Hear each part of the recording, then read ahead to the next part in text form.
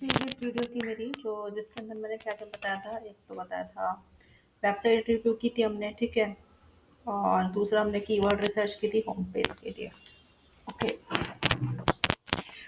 इस वीडियो में keyword topic हमने स्टार्ट कर दिया था, तो इसको फिनिश कर दो पहले। फर्स्ट थिंग तो मैं आपको ये बता रही थी कि पहली बात तो हमारे पास दो टाइप के प्रोजेक्ट आते हैं अपने हमेशा, ठीक है। एक तो होता है वन टाइम प्रोजेक्ट और एक होते हैं ऑनगोइंग प्रोजेक्ट, ठीक है। हम बेशक अभी जो कर रहे हैं हम अपनी वेबसाइट पर ही काम कर रहे हैं, लेकिन जो काम होता है, जो हो सकता है ये वीडियो के बाद मतलब कि हो सकता है कि आप क्या प्रोफेशन चुनो, बिजनेस करो या फिर किसी को जॉब करो किसी के लिए, तो या फिर बिजनेस भी करते हो तो भी वन टाइम प्रोजेक्ट्स पे ही काम करोगे आप। जैसे कि डिजिटल मार्केटिंग के बाद तो वन टाइम प्रोजेक्ट और ऑनलाइन प्रोजेक्ट आते हैं, ठीक है। अब मैं बताऊंगी कि इसमें कौन कौन से फैक्टर्स पे आपको काम करना पड़ता है जब प्रोजेक्ट आता है एसईओ का। तो सबसे पहले तो आपको करनी पड़ेगी कंप्यूटर एनालिसिस, ठीक है। कंप्यूटर एनालिसिस करोगे आप, कीवर्ड सर्च करोगे, देन कीवर्ड्स अप्रूवल के लिए सेंड करोगे, क्लाइंट से अप्रूव करवाओगे। तो कीवर्ड रिसर्च करना है, देन फिर according to that meta tags में मेटा टाइटल और डिस्क्रिप्शन आ गया, ठीक है। ये जो कंप्यूटर एनालिसिस था ना, इसके अंदर क्या आया कंप्यूटर एनालिसिस में,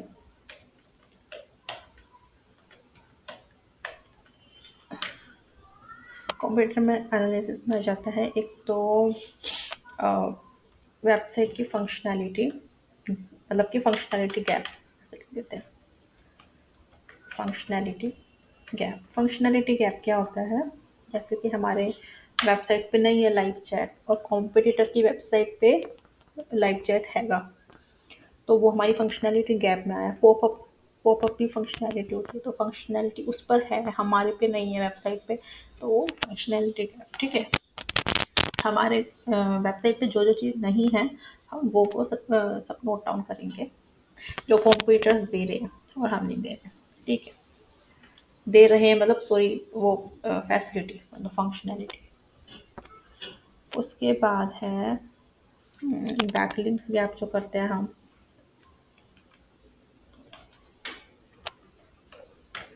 फिर बैकलिंक्स गैप के बाद यूआई में गैप देखना, नहीं यूआई में गैप नहीं देखना, यूआई तो फिक्स करते हैं बस। तो functionality gap, backlinks gap, content gap, website का कंटेंट जो होता है गैप, या फिर कीवर्ड्स गैप भी लिख सकते हो उसे, कि किन कीवर्ड्स पे वो लोग काम कर रहे हैं और वो बहुत अच्छे हैं, जिन पे हम नहीं कर रहे हैं काम, तो वो कीवर्ड्स भी देख लो आप, क्योंकि उन कीवर्ड्स को फिक्स करोगे ना, कीवर्ड रिसर्च में डालोगे उसे। कीवर्ड सर्च मतलब जो कीवर्ड सर्च की लिस्ट बनाओगे उसके अंदर वो कीवर्ड्स पुट करोगे जो वह कॉम्पिटिटर्स हमारे यूज़ कर रहे हैं और हम नहीं कर रहे हैं, और वो इम्पोर्टेंट कीवर्ड्स है, ठीक है। तो कीवर्ड्स भी आप कर देती हूँ उसे।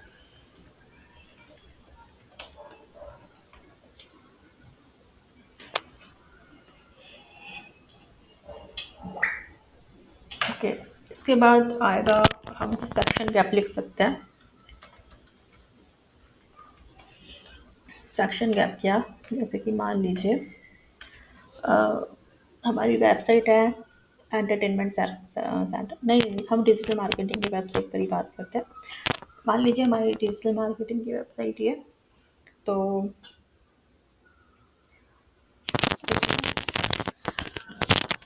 अ, हम लोग पैकेजेस नहीं दे रहे हैं वेबसाइट पर, बट हमारे कॉम्पिटिटर्स जो हैं, एक तो जो भी कॉम्पिटिटर्स हैं वो हमारी वो दे रहे हैं, पैकेज दे रहे हैं। तो पैकेज अगर वेबसाइट पर दिए जाएँ, पहली चीज़ अगर दिए जाएँ, तो उससे क्या होगा, कन्वर्जन रेट इम्प्रूव होगा, या फिर ये कह सकते हैं कि कन्वर्जन के चांसेस बढ़ जाएंगे, ठीक है। लेकिन अगर हम नहीं देते हैं तो इंक्वायरी ज़्यादा आएगी हमारे पास। दोनों के अपने अपने फ़ायदे हैं, अपने अपने नुकसान हैं। इंक्वायरी ज़्यादा आएगी, फिर हम अपनी सर्विसेज का बताएंगे कि हमारी सर्विसेज डिफरेंट हैं, देन हम पैकेजेस करेंगे और वहाँ पर पैकेजेस हम इस उस पर ही दे रहे हैं, वेबसाइट पर ही दिखा रहे हैं। तो वो हम सेक्शन गैप में ले सकते हैं कि सेक्शन हमारा क्या है, पैकेजेस का, पैकेजेस नहीं है, ठीक है। दूसरा हम ले सकते हैं FAQ का, जैसे सेक्शन होता है फ्रीक्वेंटली आस्क्ड क्वेश्चंस। तो वो वेबसाइट, उस पे कंप्यूटर की वेबसाइट पे FAQ है, बट हमारी वेबसाइट पे FAQ नहीं है।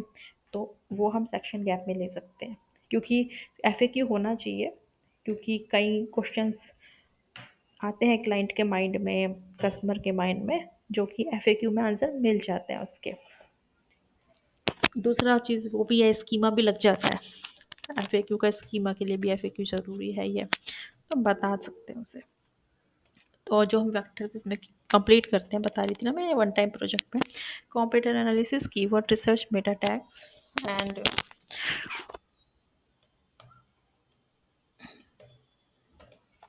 URL ऑप्टिमाइजेशन, हेडिंग्स,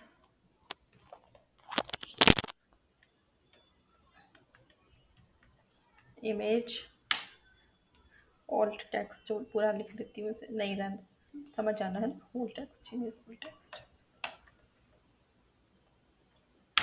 और यहाँ पर रिड्यूस करेंगे जो साइज, मतलब कि पेज लोड स्पीड लिख लो, पेज लोड स्पीड पर काम करते हैं हम, वन टाइम प्रोजेक्ट का बता देते हैं।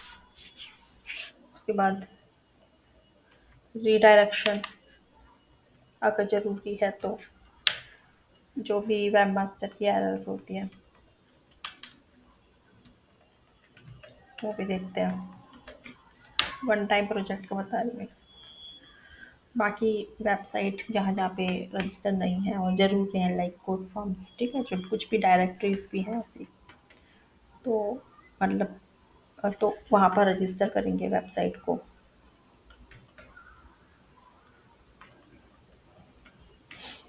रजिस्टर ऑन ट्रस्टेड प्लेटफॉर्म्स,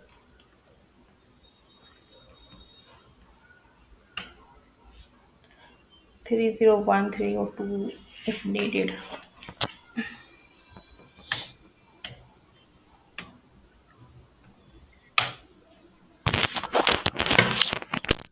और ये सब किया था कंप्यूटर एनालिसिस की वजह से, मेरा टॉपिक है, ठीक है। इसका कुछ और भी याद आएगा तो टिप दूंगी, वैसे इतना ही करते हैं। बाकी बैकलिंक्स, अगर नहीं, वन टाइम प्रोजेक्ट में आप और क्या बैकलिंक्स बनाएंगे, बस रजिस्टर ही कर देंगे। बाकी थोड़ा सा जो हमारी प्रोफाइल क्रिएशंस होते हैं, लाइक रेडिट हो गया, टम्बलर हो गया, इस पर हम प्रोफाइल क्रिएशंस कर सकते हैं उसकी डोमेन ऑथोरिटी बढ़ाने के लिए। ओके, DAP थोड़ा बढ़ जाएगा उससे। तो यही चीज़ हम वन टाइम प्रोजेक्ट में करेंगे। ऑनगोइंग प्रोजेक्ट के अंदर हम ये सब कुछ तो करेंगे ही करेंगे, यही सब कुछ करेंगे ऑनगोइंग प्रोजेक्ट में।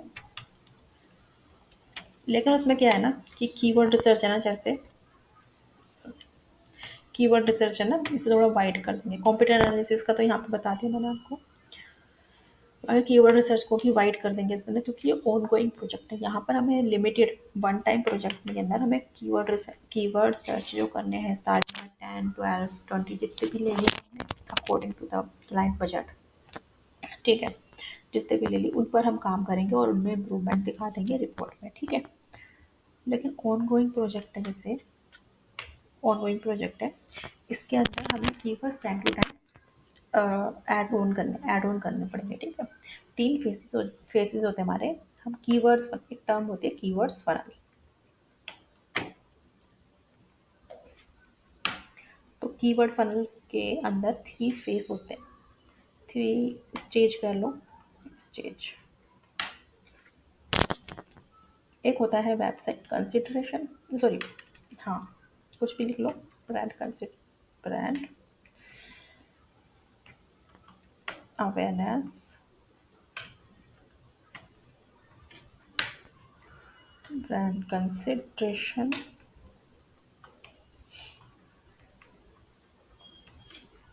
एंड देन कन्वर्जन, ठीक है। तो ब्रांड अवेयरनेस में क्या होता है, जैसे कि मान लो डिजिटल मार्केटिंग सर्च कर रहे हैं, लोग डिजिटल मार्केटिंग सर्विसेज या डिजिटल मार्केटिंग कंपनी एजेंसी सब सर्च कर रहे हैं, तो उसके अंदर हमारी ब्रांड आ रही है, औरों की भी वेबसाइट आ रही है, हमारी भी वेबसाइट उसमें रैंक कर रही है। तो उसमें लोग इतना जानते हैं, बस ये इतना कि हाँ भाई ये भी सर्विसेज सेल करते हैं, ये भी सर्विसेज प्रोवाइड करते हैं, तो इतना हमें ब्रांड अवेयरनेस में पता लग जाता है। उसके बाद ब्रांड कंसिडरेशन की जब बात आती है, तो ब्रांड कंसिडरेशन में हमारे वेबसाइट में इतना इंप्रेसिव वेब पेज दिए हैं, हम ऐसे कीवर्ड्स को टारगेट करते हैं जो कीवर्ड्स बहुत ही ज़्यादा, जिनका कन्वर्जन रेट बहुत हाई होता है, सर्च वॉल्यूम इन वालों से थोड़ा कम होता है। मैं ये बताती हूँ आपको, जो ब्रांड अवेयरनेस के कीवर्ड यहाँ पे बताती हूँ।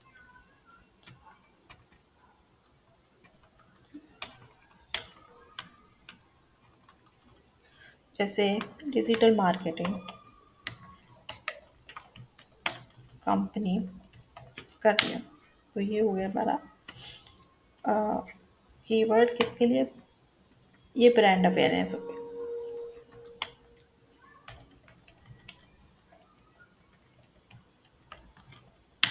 ठीक है, अभी इसका सर्च वॉल्यूम है, मान लीजिए 500, ज़्यादा ही होगा वैसे तो, लेकिन ठीक है।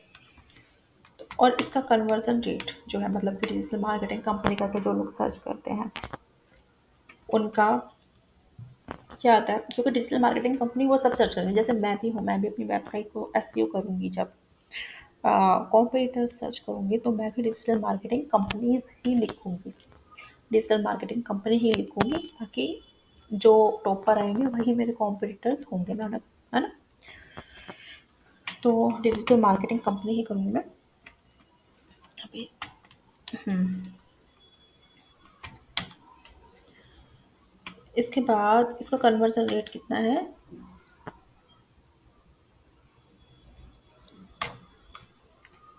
0.1%, क्योंकि ये इसका कन्वर्जन रेट कम क्यों है, क्योंकि जो हमारा गोल है ये उस चीज़ के लिए सर्च ही नहीं किया जाता।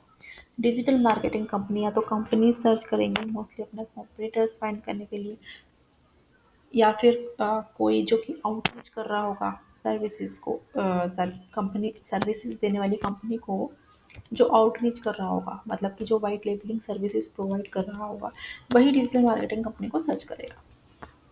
वो कैसे हो सकता है, तो इसीलिए वहाँ पे बहुत रेयर चांस है कि जीरो कन्वर्सन हो जाए, इसलिए 0.10% लिखा। अब आती है ब्रांड इसकी कंसिडरेशन की बात। इसके अंदर जो मैं कीवर्ड्स लेती हूँ, जब यहाँ पर जो मैं की ये एक ही एग्जांपल है, यहाँ पे और भी एग्जांपल्स हैं, और भी वो होते हैं डिजिटल मार्केटिंग सर्विस, ये सारे के सारे यही समझ ब्रांड अवेयरनेस।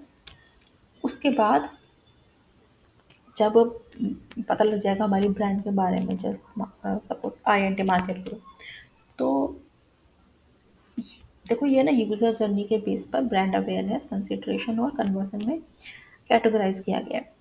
तो ब्रांड कंसिडरेशन में आ गया डिजिटल मार्केटिंग कंपनी इन डिजिटल मार्केटिंग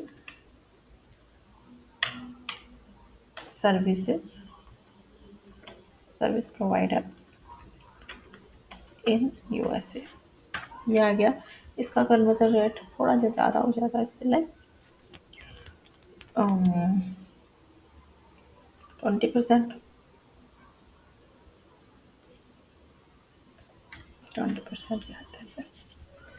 उसके बाद DM जिसमें सर्विस प्रोवाइडर है ऐसे। उसके बाद हमारी ब्रांड के साथ मान लीजिए सर्च करता है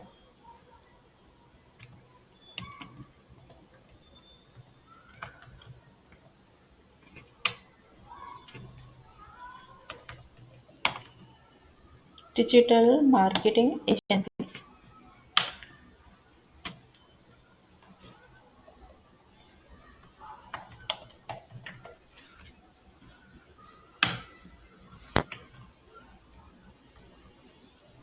तो ये हमारा कन्वर्जन वाला हो गया। इसके अंदर चांसेस बढ़ जाते हैं कितने, 40% कि हमारा कन्वर्जन होगा ही होगा। तो यहाँ पर जैसे 49,500 इसका सर्च वॉल्यूम है डिजिटल मार्केटिंग कंपनी का, इसका कन्वर्जन रेट बहुत कम होगा। लेकिन यहाँ पर DM services provider in USA पूरा लिखा है ना, यहाँ पे इसका कन्वर्जन रेट जैसे बढ़ गया है, लेकिन इसका सर्च वॉल्यूम कितना होगा, अराउंड इतना हो जाएगा।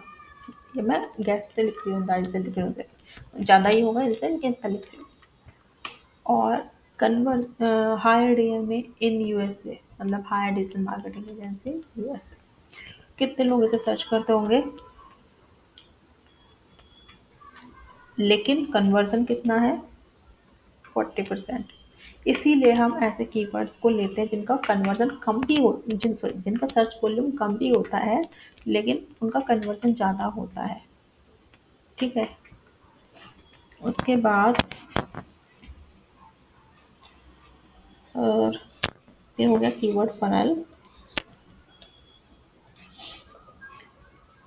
उसके बाद हमें क्या करना चाहिए, यहाँ पे से देख लेते हैं। कॉम कीवर्ड हो गया अगर हमारा, जिसका हमारा कंप्यूटर एनालिसिस पहले, इससे पहले गया था। तो कंप्यूटर एनालिसिस का ऐसे बता देती हूँ कि कंप्यूटर एनालिसिस, नेक्स्ट वीडियो में हम कंप्यूटर एनालिसिस और उसमें पढ़ेंगे एक्सप्लेन करके। अभी बस इतना बता देती हूँ, कंप्यूटर एनालिसिस के अंदर क्या क्या होना चाहिए। एक तो वो भी सर्विस प्रोवाइडर होना चाहिए, दूसरा टारगेटेड ऑडियंस जो होती है वो सेम होनी चाहिए। ठीक है। दूसरा हमारे ऐसी मतलब सर्विसेज सेम वो कर रहा, वही हमारा कंप्यूटर हो सकता है। ठीक है।